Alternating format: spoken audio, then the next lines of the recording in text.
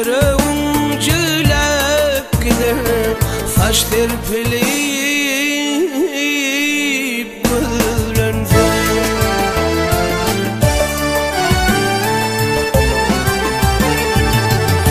Kara saçtan tutup kara gözler güllensin, kara gözler güllensin. Seni örtep saçlarım darayışıp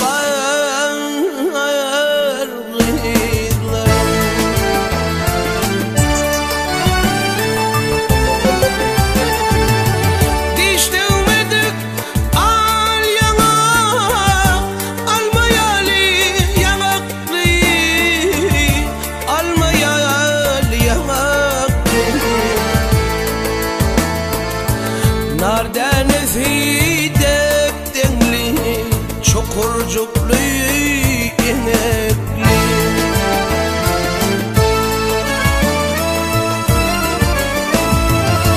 Görnüğün karvalca, ucu tezin çengekli. Söyü sapağın çöllep, sarayışıp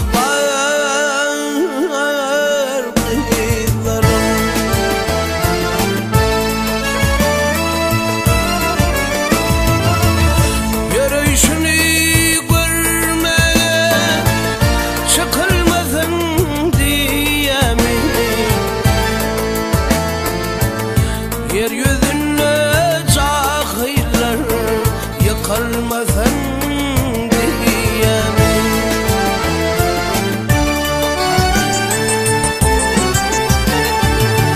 Ya nazarlap yüreğini bıkılmasın diye mi? Bıkılmasın diye mi? Yerin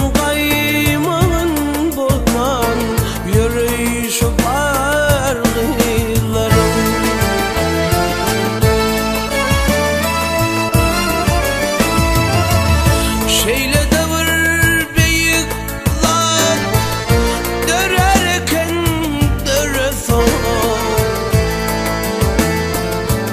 yer hem yaydan yan yali sallanıp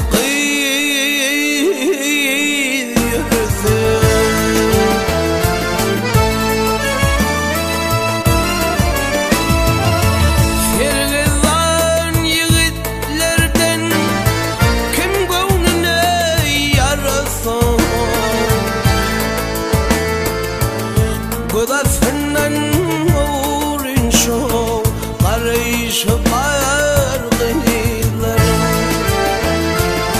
Çünkü baştan acayip dörüyüşüp